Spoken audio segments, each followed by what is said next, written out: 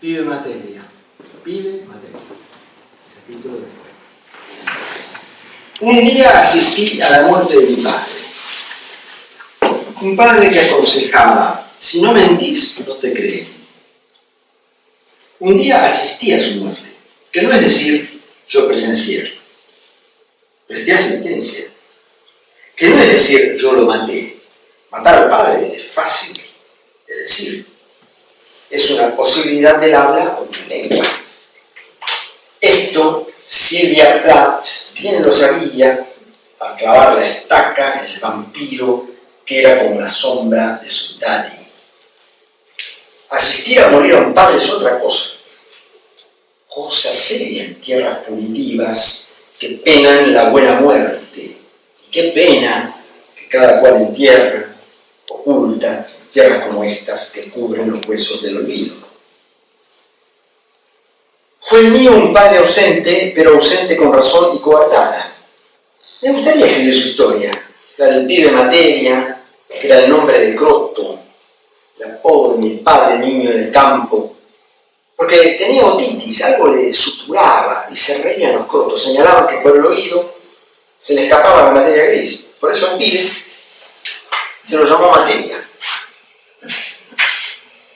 Él tendría 17 cuando se fue a la vía, que es como decir al camino, al tabo o al sentido. ¿Qué sentido sentiría cuando viajaba en el techo de los trenes, casi tocando el cielo, con las manos que cortaban maíz y las cortadas atajos de trabajo, cortajeadas en atajos o desvíos de libertad soñada? Esa libertad de andar de aquí para allá, siguiendo la cosecha de papa o de maíz según el clima. ¿Qué padre podría ser el pibe que a veces me decía, si no mentís, no te creen? Rara esa frase, contra todo sentido. ¿Habrá querido decir, me preguntaba, que hay que mentir para sobrevivir? ¿O apenas para vivir, mendigar techo y comida? Arrastrándola a mi madre a desear un hogar que nunca tuvo. Tuve que ayudarlos a vivir. Pibe materia, a material kid in a material world. Misterio ese padre.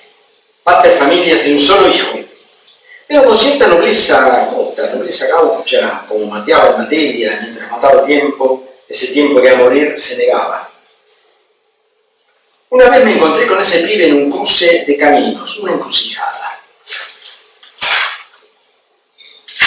Yo venía con mochila de 15 años, él revolvía el agua de la olla donde hervían los fideos. Ahí me contó y me enseñó a contar cuál es la diferencia entre el crotto y el linchera. Linchera era aquel que trabajaba en changas y cosechas, golondrina de volar bajito, a niveles de durmiente, de vías del tren de campo en campo, y al terminar la temporada se volvía a su mísero cuartucho o a la calle. Crotto era aquel que a veces trabajaba, pero nunca volvía. Se volaba bien alto, desde el techo de los trenes, en el espacio medio que hay entre la vía y el cielo. Linchera uno se hacía, crotto nacía. Entonces le pregunté, ¿hay una esencia crota, un alma vagabunda, un espíritu andante de hobo, de clochard? Nada de eso, una línea de fuga, una latencia, un latir de pieza estampida, un devenir atorrante que se pierde ahí donde se encuentra y se encuentra ahí donde se pierde. Porque el pibe no tomaba drogas, no bebía, más que un vaso de vino con soda en las comidas. Tabaco en pocas dosis. A veces un cigarrillo al día, a veces dos, a veces nada. ¿Cómo hacía? ¿O qué hacía cuando no trabajaba de cosechero o panadero? ¿Cómo se sostenía? Leía. Leía a Salgari, a London, a Verne, a Dostoyevsky, a Tolstoy y a Poe, a José Hernández. Quizás su tiempo se precisaba menos drogas, no digo para vivir, para sobrevivir. Porque se sostenía cada noche, de pie al horno en las panaderías, o cada día, de sol a sol en las cosechas, sin quejarse. Solo repetía, si no mentís, no te creen. Me gustaría escribir su historia. Él no lo hubiera escrito, no escribía, apenas tercer grado de primaria le alcanzó para leer lo imprescindible y recordar lo suficiente para contar y cantar como cantaba. La cárcel, el hospital, lugares tristes, por cierto, donde entran los vivos y de ahí salen muertos. Así cantaba cuando lo llevé al sanatorio, que jamás podría sanarlo a pasar sus últimos 3 meses. En esos días, cuando me preguntaban por qué había vuelto a este país y a esta ciudad monstruosa, yo decía que volví para limpiarle el culo al pibe Materia en su cama del final. El pibe en esa cama, con la hemorragia en las piernas, con los pies rojos hinchados, con la derrota de espalda, con los ojos discutiéndole al torpor irrevocable. Un día fui a la muerte de mi padre, pero miento, porque el hombre que yacía con sonda vesical, tubo de oxígeno, sonda nasogástrica insondable, en cama de intensiva, era solo un eco de aquel padre, un eco silencioso, sin voz para componer una palabra. Los ojos de aquel pibe, la única señal clavada como inyección en las retinas, como esperando algo. Yo lo presentía al pibe Materia en la soberana soledad de su agonía. Ahí postrado con piel fría, como si toda fuerza lo hubiera abandonado, escapándose del cuerpo, como el croto se escapa del hogar en su fuga abierta al cosmos, dejando aquí sus restos en la tierra. Un día asistí a la muerte de ese padre. No quiero decir acompañé, intervine, para que nadie interviniera cuando el médico de guardia me preguntó qué hacer, en caso de que por la noche el corazón se silenciara. Dejaba de latir, o sea, se adhería al paro. Un paro decretado, como los proletarios de principios, siglo XX, tiempo determinado. Si a la noche ocurría, porque siempre ocurre en esas horas, seguro antes del alba. ¿Qué hacer? Si reanimar con medio artificial, para retirarlo, porque solo no podría.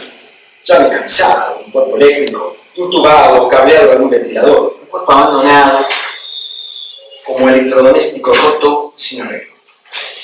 O bolsa de carne que alguien se olvidó en un freezer.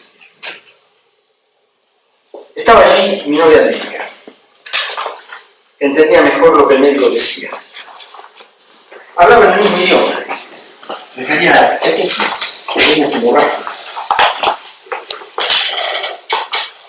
y a cierta insuficiencia o escasez de fuerza en el músculo cardíaco. Evaluaban qué vida le quedaba. Ella me preguntó casi nada.